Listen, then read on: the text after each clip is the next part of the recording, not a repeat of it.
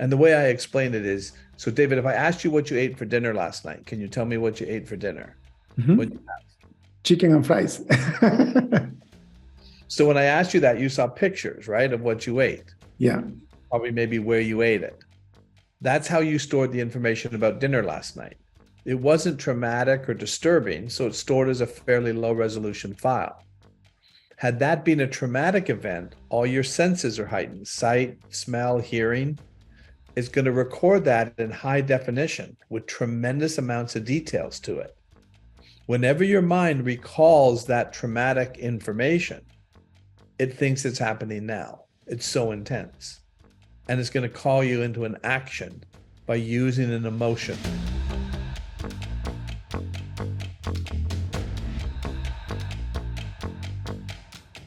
Welcome to the Break Free Podcast.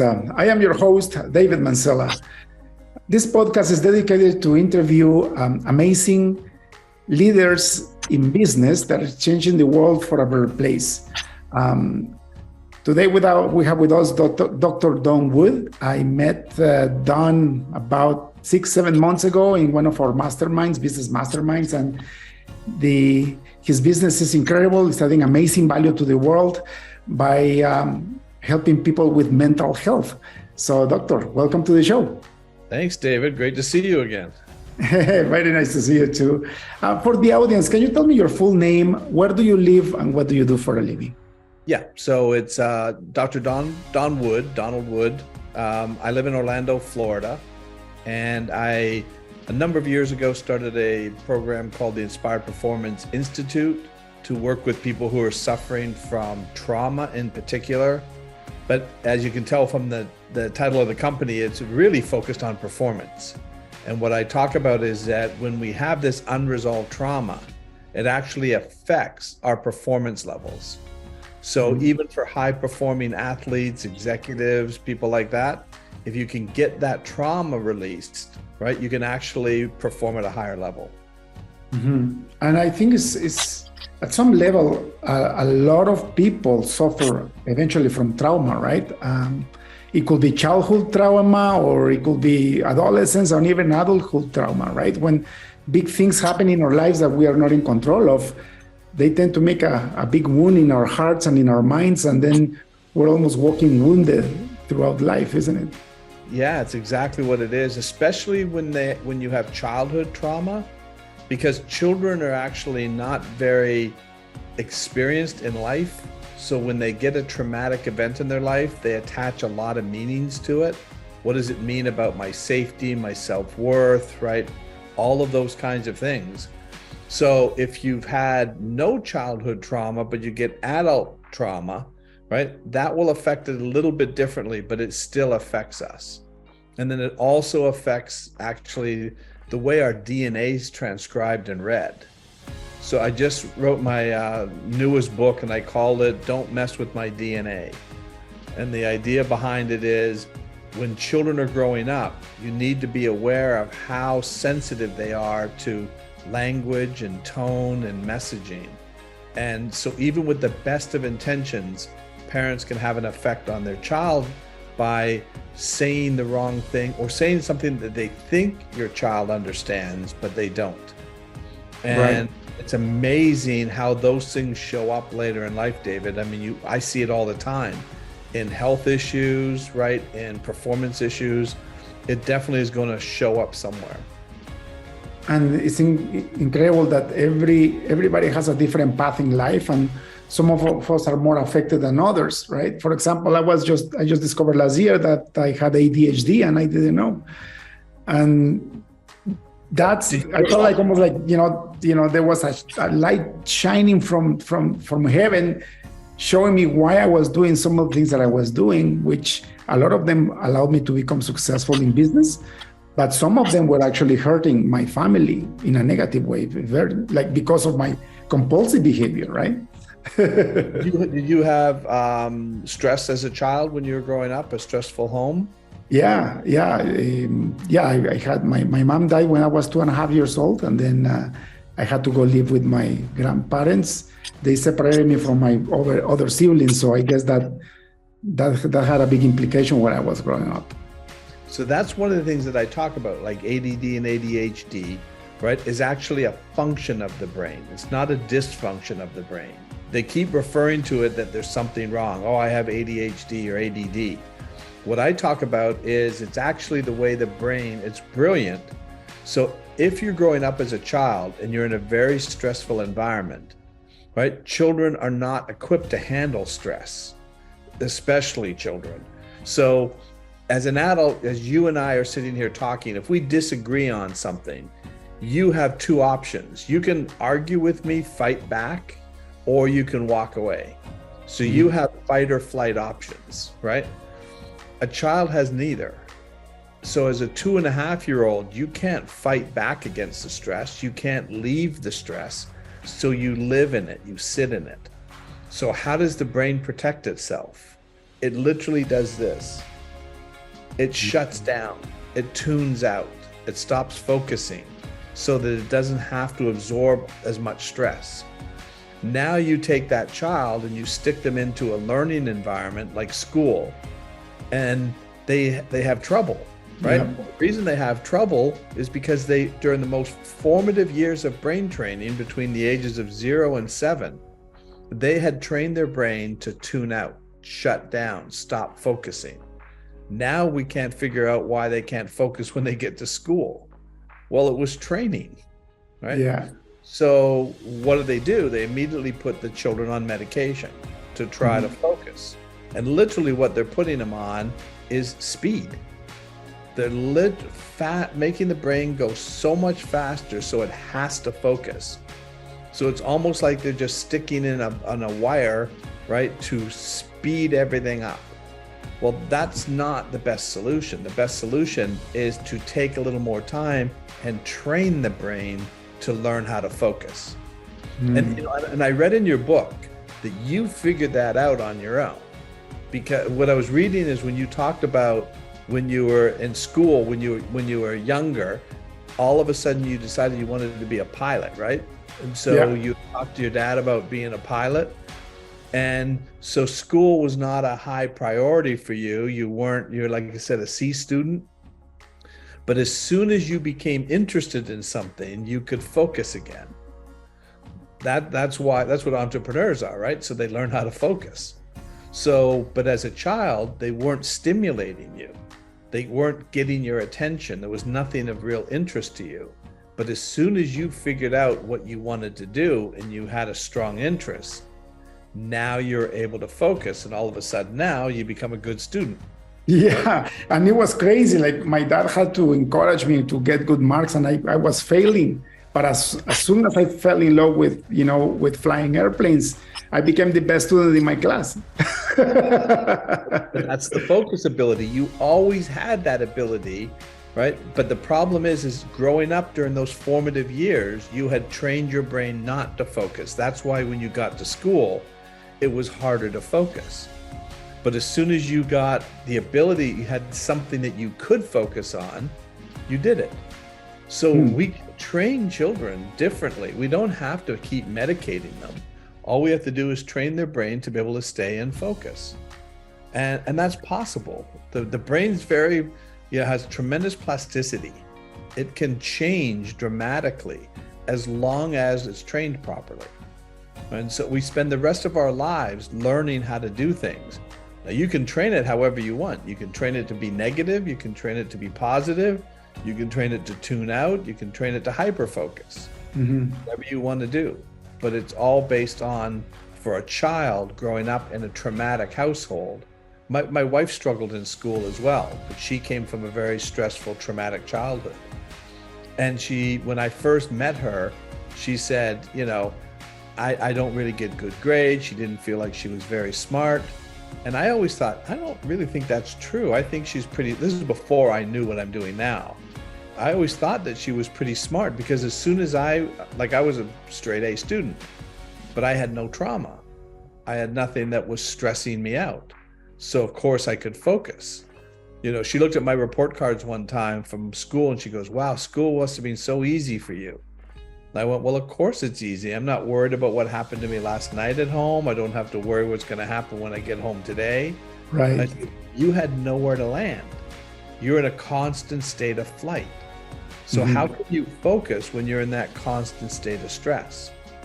As soon as I started showing her some techniques on how to study and memorize, she was like, why has nobody ever taught me this? Like, it made it so much easier. She's my best researcher now. She's phenomenal. That's amazing. So you were saying that like when you met her and she was doing this, you were not doing what you were doing now. So what got you into become like a professional for mental health issues? It was really my daughter. So I knew what my wife was struggling with, but she was a great mom, great wife. So she was struggling with fear.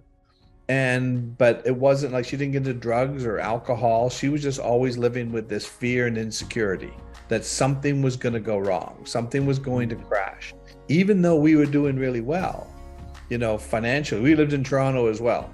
So really? That's amazing. And so when we were living up there, we had a good business. We had 3 beautiful children, a beautiful home, but she was always worried about when's it going to crash, because that was her experience as a child.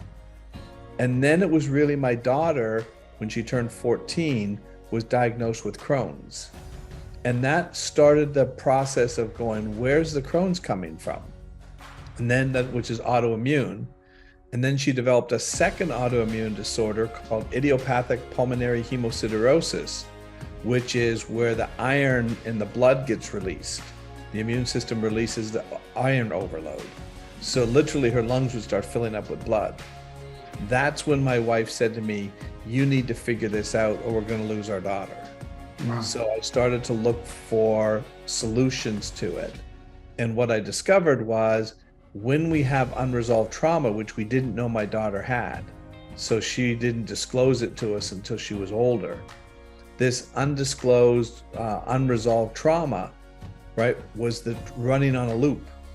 And it creates inflammation in the body, which compromises the immune system and the neurotransmitters. And so at the time, I didn't know that, but through my research, I figured it out. And then figured out a way, and again, they just taught her to live and manage and cope with both of these things. Mm-hmm. I said, why aren't they fixing it, right? And you're in the software business. It would be equivalent to somebody coming to you saying, yeah, we have this glitch in the software. Can you write a workaround, to the software glitch?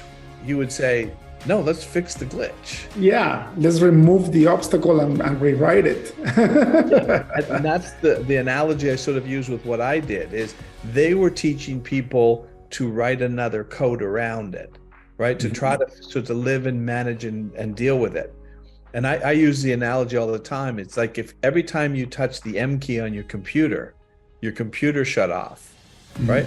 So if you took your computer to your computer therapist, right? Yeah. Your computer therapist would say, don't touch the M key. Stay away from words with M's in them. Don't write any words that has an M. Otherwise you're going to shut off the computer. You, with your knowledge, you would just say, no, let's just fix the code. Yeah, so make the M, not the off button. It's not what they're doing in mental health. They're teaching everybody to, oh, you have anxiety? Okay, we're going to give you anti-anxiety meds. Or no, we're going to train you on how to live with your anxiety. That's like training you how to live without writing M's. So what did you go to school for? So you were basically motivated to go back to school just for your daughter to help you? I went back just for this. So it wasn't until my 50s I went back and got my PhD in clinical counseling, clinical psychology. And I did the clinical part so that I could really focus on the research. Right. So I did a lot of research. So even though I was learning everything I needed to learn to get my degree, I was saying I'm looking for a solution, right? Not to necessarily practice everything that was being done. So I was coming into it as an entrepreneur, right? And we know as entrepreneurs, right, we figure out solutions to niche problems, right? Yeah. And that's what I was looking for. So before that, you had your own business then, before you went back to school? Yeah, I've always been an entrepreneur. So I was in the financial services business. I was an entrepreneur. So I've always done sort of business stuff. And so when this sort of came along, I said, okay, well, I need to figure out a solution like I would with any business. There's a problem. Let's figure out a way to fix it. That is amazing, and not just patch it, but actually, like you said, remove the obstacle and create a brand new highway. What I find fascinating from you and the rest of, at least of the people, the professionals that I know, is that, so for example, with my condition, I went right away to a psychologist. I realized that wasn't enough, so I ended up with a psychoanalyst, and he really, really helped managing, like not managing the condition, but helped me to use it as a weapon instead of using it as something that was hurting me. So now my life is 10 times better. It even allowed me to go back to faith. I'm a born again Christian, and I left the faith for a long time, and all that was because of my impulsive behavior, right? I started traveling impulsively. I started setting myself goals, financial goals, that when I reached them, it left me more empty than what I was before. Yeah. Little did I know that a big part of that was the ADHD, right? The one thing my psychoanalyst told me was that the condition doesn't excuse me from the behavior, the wrong behavior, right? He says, if that was the case, we wouldn't have psychopaths in jail. Right. Right? Yep. But he really helped me set myself into a true path, into a path of using everything that I have, the way my brain is, to make it for good, 100% for good. Like before, maybe it was 50% for good, 50% I was lost. Now everything is for good. So, I'm restoring relationship with my wife, with my kids. I'm recovering all those lost years where I was basically checked out from my house, just looking for material abundance. And with that extreme intensity, because in my case, I went from not being able to focus at all to do hyper focusing. So, for example, looking back at my book, when I decided I wanted to become an airplane pilot, it was so intense that all it was, I had to get those grades in order to go into military school, because very few people got in. So I actually got in, and if you compare that to all the years before, I was barely getting by in school, so they wouldn't kick me out. But I transferred that to my life. When I started my own business, it was the same thing, like laser focus. I forget about the rest. I don't care how people feel until I accomplish my goal. Well, that was because that was the way your brain was trained early on, was to tune out everything else. So but when you had to focus, you could become hyper-focused. You always had that ability. So you actually became hyper-focused in tuning out. Mm-hmm. That makes sense. Yeah. Right? So all of a sudden now, if they can't stimulate you, so you're as a child, you're sitting in a classroom and they're not giving you anything that makes you go, I really love this, I'm passionate about this, your brain would tune that out. Yeah. It's how it survived the stress of your childhood. But at any time, everybody is capable of doing what you did, is becoming hyper-focused. And as soon as you got something that you became passionate about, you always had that ability. That's what made you a good entrepreneur. So you had sort of on and off switches, right? So when it was off, it was off. And when it was on, it was on, right? Mm-hmm. Where a lot of people sort of have a gradual, they go from 0 to 60, right? You are at 0 or at 60, right? That was the way I couldn't find the balance in my life. And it's crazy because now, for example, like right now I am sitting in a desk. I've been sitting in this desk for 2 months, and that's normal for people, right? For me, it's not normal. Since the pandemic started, I actually started walking. I bought a walking desk, and my 2 miles a day walk while I was working became 20 miles a day, to the point that I developed extreme anemia last year. The doctor told me to stop walking. Yep. That's how my behavior was before, because I didn't know I had ADHD, so I didn't know I could actually control my behavior. Totally control it, right? And that's what I'm saying. It's all in training. We need, instead of medicating it, we need to train it. Once you understood what the problem was, that's why what I spent in the program that I work on with people, during our, TIP program, is I spend 2 hours. It's a 4-hour program. I spend the first 2 hours on the education and science, because once you understand, when I say to everybody when they come in, there's nothing wrong with you and there's nothing wrong with your mind. your mind is responding to events and experiences that you have experienced throughout your lifetime. So your mind is going to create patterns and codes, right, about that. And I always talk about, think of the brain, the physical brain as the computer, and the mind is the software, right? So this makes sense for you, right? So if I take my computer and I drop it, the brain, I'm going to damage it, right? But the software is prone to glitches and error messages, right? In the way it codes. So all you have to do is go in there and start looking at where the coding errors are coming in, right? And then just write new code. And we can all do it. And that's why I said there's nothing wrong with anybody. It's incredible. Like, I remember the things I allowed things to torment me a lot of my life. And that's what I said when I got diagnosed, when I realized what this was. It's funny because 2 years ago, I went for dinner with another friend of mine, and he had it for a long time, and he has a podcast about it for awareness. We sat down for dinner for 2 hours, and he said, "You have it." And I didn't believe him. It's like, you're crazy, right? And then it took 2 more years until God allowed me to actually realize that I actually had it. I almost had to break my marriage with my misbehavior in order for me to realize that I had this condition. And but it's incredible. I tell you all these things because, well, like you said, like, you can rewire your brain, like you can retrain your brain. For example, right now, when I had this, let's talk about sitting down, because like sitting down is such a simple thing for normal people, but for people like me that is super hyperactive, it requires an effort.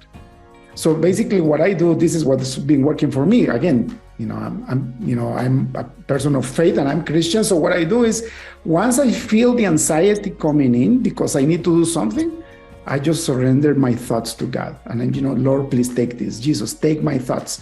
And I don't let them go through that neural pathway that I had. Yes. I stop it. I surrender it to my Lord and Savior.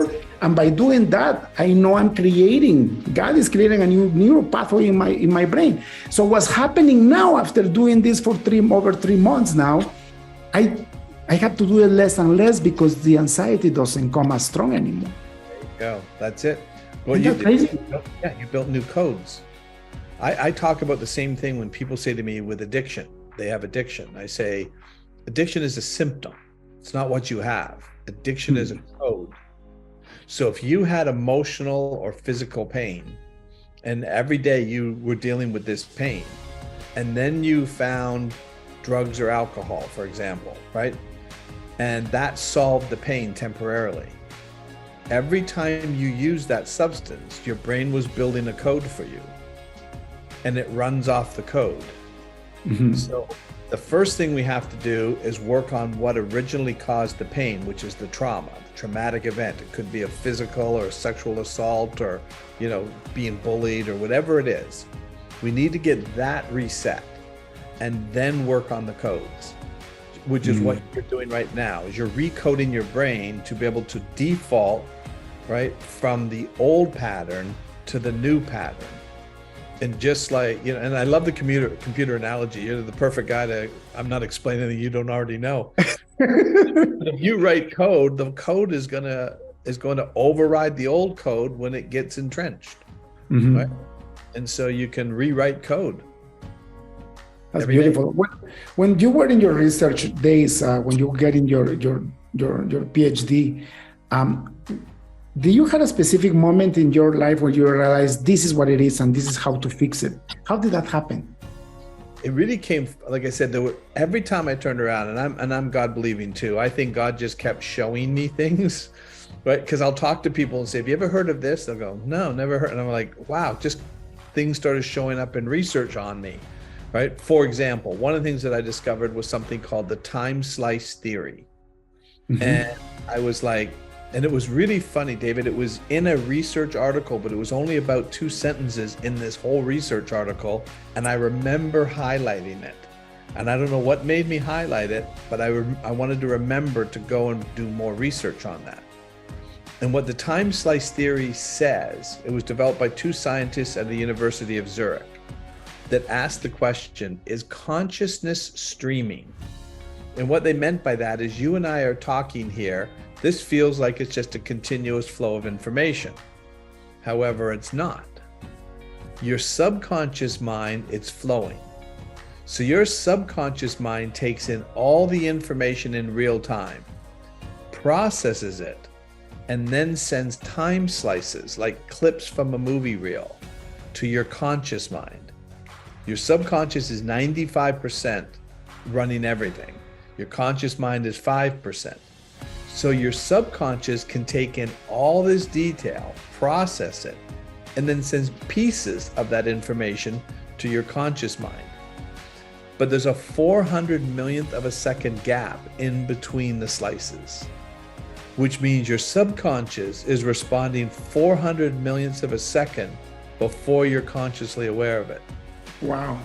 That totally explained everything to me, because I said, what's happening in that 400 millionths of a second is if you're in a situation and this information is coming in and something looks like, sounds like, feels like you've experienced in your life, like a traumatic event. When your mind takes in that and subconscious takes that in, it's processing it and doing a Google search. What do we know about this information? Have we seen it before, experienced it before? And if it looks like or sounds like something that you had been hurt by before, it activates the nervous system below your conscious awareness. And that's why people can understand, why am I feeling anxiety? Why am I feeling anger? Right? There's nothing happening. I'm sitting here just thinking about something, and instantly they become angry or anxious. It's the Google search during that 400 millionth of a second. And you're not even aware that it's happening. No. So that's why, I wrote a patent, and I got a patent on panic attacks, because that's exactly what a panic attack is. So about an hour before you experience a panic attack, the subconscious mind is already looping through this stuff, looking for the danger, but it can't find the danger because you're not in danger, but it's looking at the old information in real time, thinking that there's a danger. So while that's building up, physiologically, the body's starting to prepare for fight or flight, but you're not conscious of it. You're not feeling your heart pounding yet. So it's slowly building. And when your mind can't find the lion, so to speak, right, the danger, right, and yet it's getting physiological symptoms that things are changing, it hits a panic attack button. And the people will say the panic attack came on instantly, but it didn't come on instantly. It was developing over the last hour. So what I now have is, we have a tool that you'll use. It'll measure oxygen intake and oxygen saturation. So, and this will make more sense if people have gone through our program. I can alert you that a panic attack is on its way, and I've taught you how to shut it down. Oh, so you shut it down before it starts. That's amazing. That's incredible. Yep. How long have you been helping people, Don? Since 2013 is when I really started to put the program out there and kept refining it. And really launched around 2015. So it's been, the last almost 10 years. So I guess you have seen everything and anything. And it's funny because people will come in and they'll have this, I'm just a very depressed person, or I'm a very anxious person. And I just come back with, no, that's just a symptom. That's not the problem. The problem isn't the anxiety. The problem isn't the depression. Yeah. Depression is a function of the brain, not a dysfunction. Just like ADHD is a function of the brain. If you look at it as a function, doesn't it make sense that we can fix it? Right? Everything is a function of the brain. The brain is never, ever going to hurt you. So when people say to me, oh, I sabotage myself all the time, the first thing I say to them is, it's impossible. The brain is survival based, right? God would not put in a sabotage, tool, right? That's impossible. Yeah. We're not capable of sabotage, right? So the brain will always try to figure out a way to protect you. And because your subconscious mind operates in the present, when does it want the pain to stop? Now. So when people take drugs or alcohol, they stop the pain now. So it solved the problem. Because your subconscious has no connection to time, it can't see consequences to an action, right? Because it doesn't see a second from now or a second before. It only sees now. So this is solving the problem now. So when people talk about suicide, right? Isn't suicide sabotage? I go, no, it's not. Suicide is a solution to pain. It's not about wanting to die. It's about wanting to stop the pain. Stop the pain. Yeah. And so because if I take my life right now, did I accomplish the target? Yes, I stopped the pain. The subconscious mind doesn't see the consequence to death. It's just a solution to the problem. So when I work with people who say, well, I have suicidal thoughts, I'll say, I don't believe that you want to die.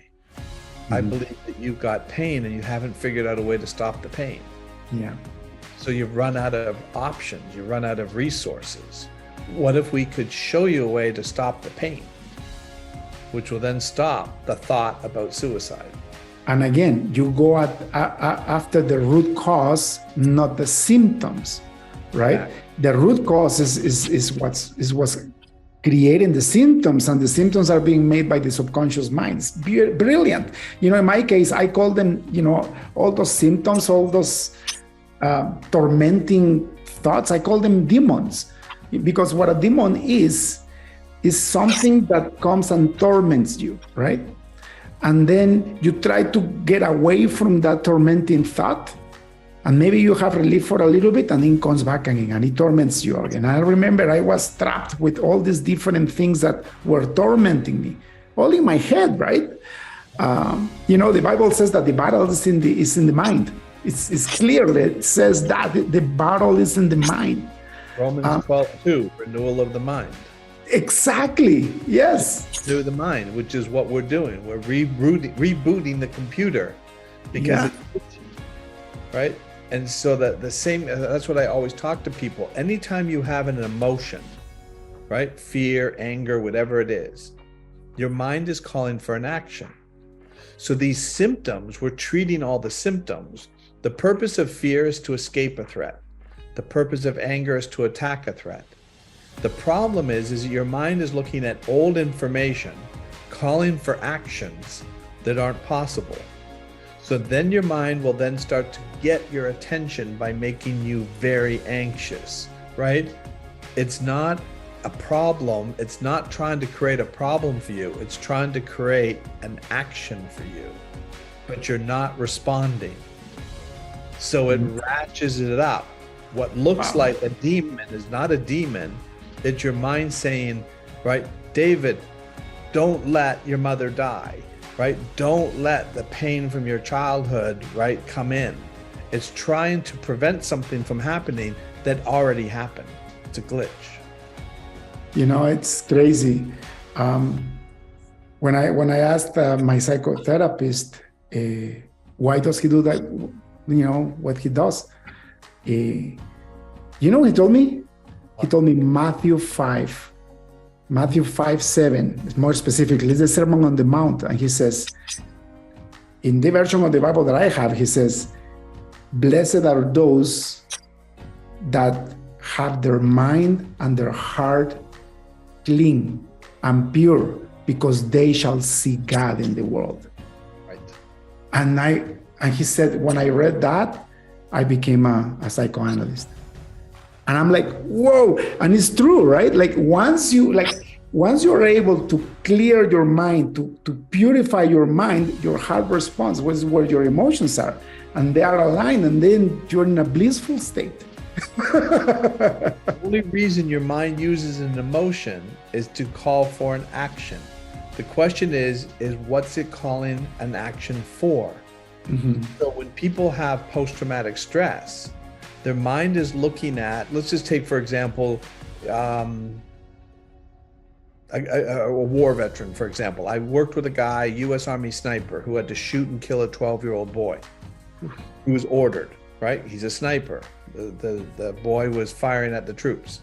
So they ordered him to take him out. So for 8 years, he's suffering. And he said, I just can't live with myself anymore for what I did. And so he said, they just keep medicating me. And he says, I can't live like this. By the time I was finished the 4-hour session, right, he was able to give me a complete description of what happened that day without shaking and crying. And he said to me, he goes, how did you do this? How am I able to talk about it without that fear anymore? And I said, what happened is for the last 8 years, your mind has been trying to get you not to pull the trigger. It's been calling for an action, but the action isn't possible. Your mind sees trauma in real time. So all we have to do is reset that traumatic memory. And the way I explain it is, so David, if I asked you what you ate for dinner last night, can you tell me what you ate for dinner? What'd you have? Chicken and fries.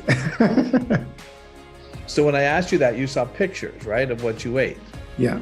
Probably maybe where you ate it. That's how you stored the information about dinner last night.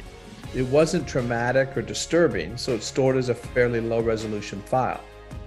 Had that been a traumatic event, all your senses are heightened, sight, smell, hearing. It's going to record that in high definition with tremendous amounts of details to it. Whenever your mind recalls that traumatic information, it thinks it's happening now. It's so intense. And it's going to call you into an action by using an emotion. Make sense?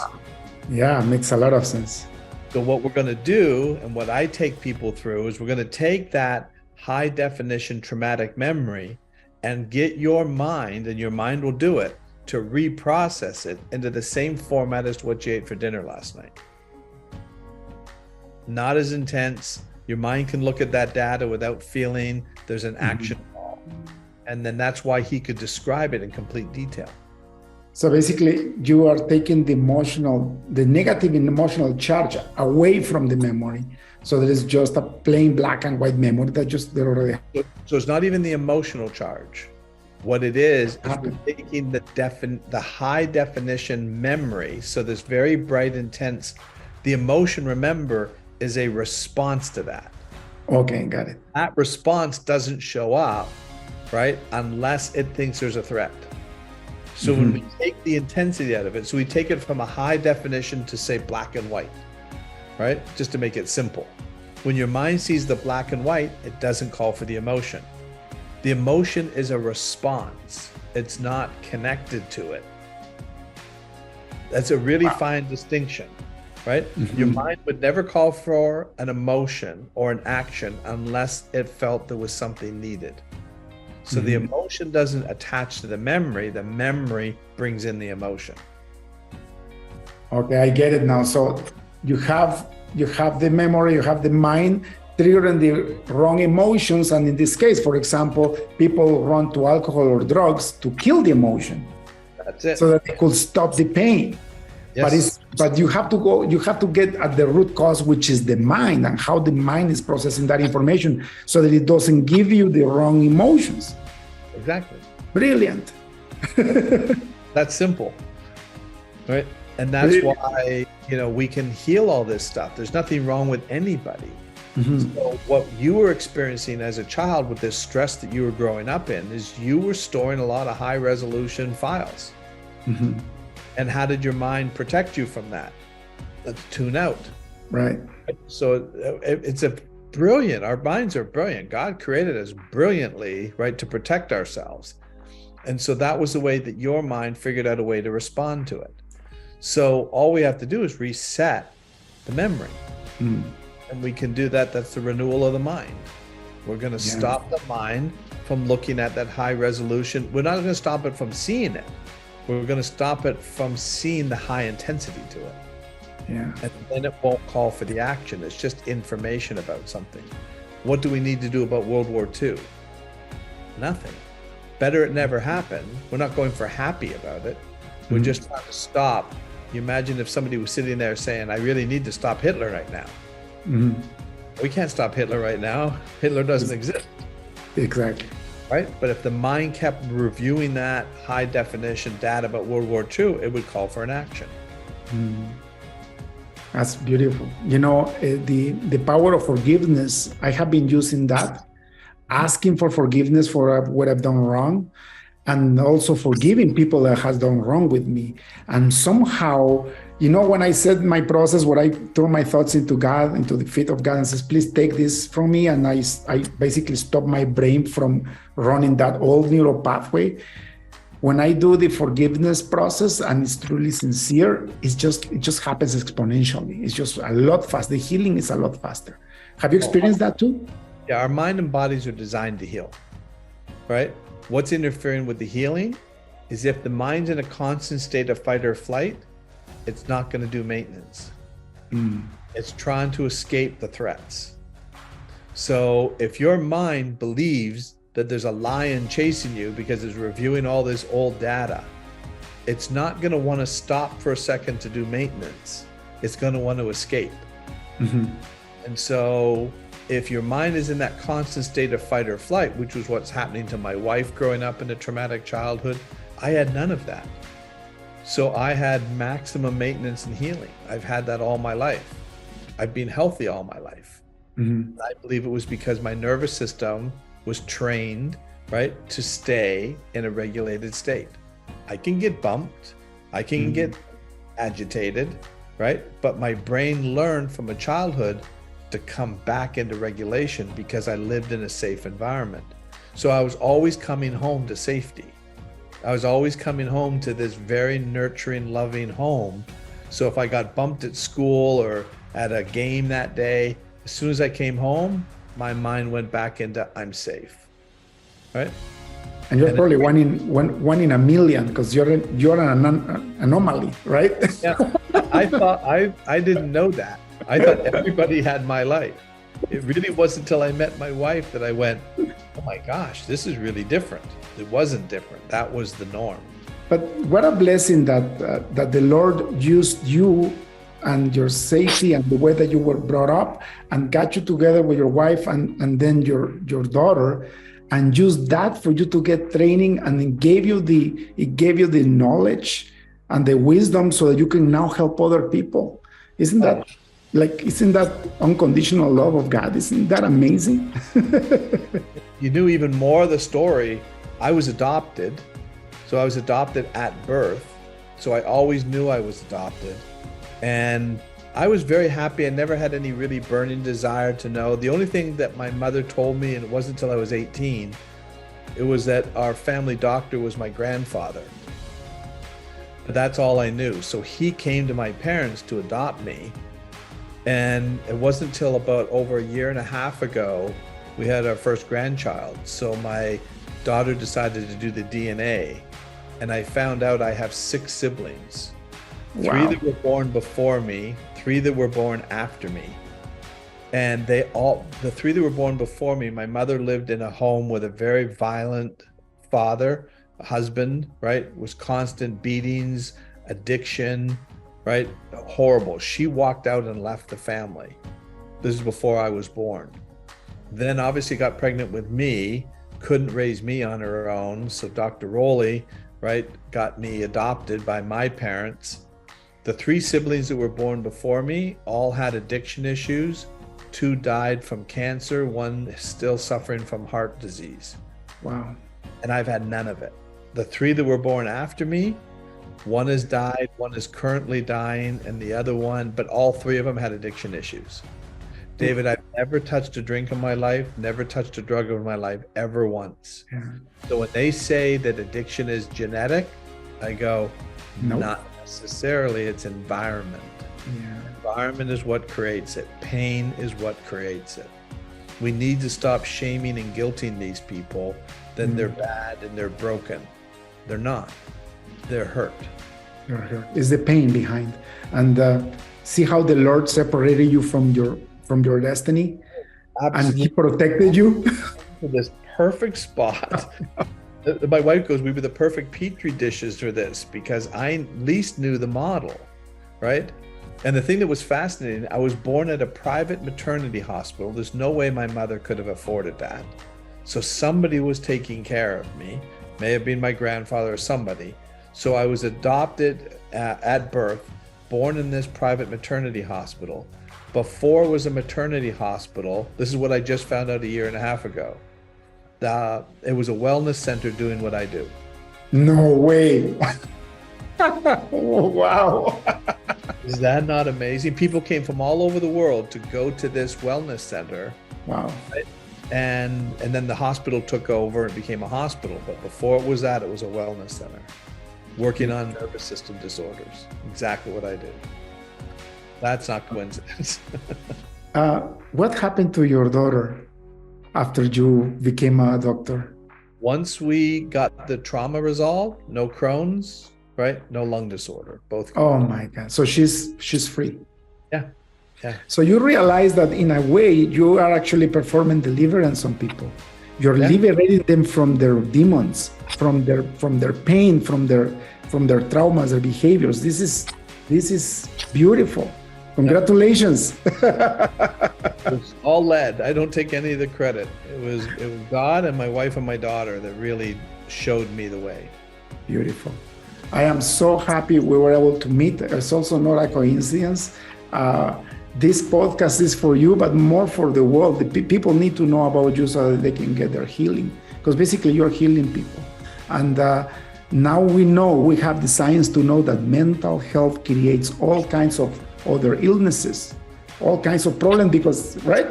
None of the illnesses are coming from psychological. How many? 80%.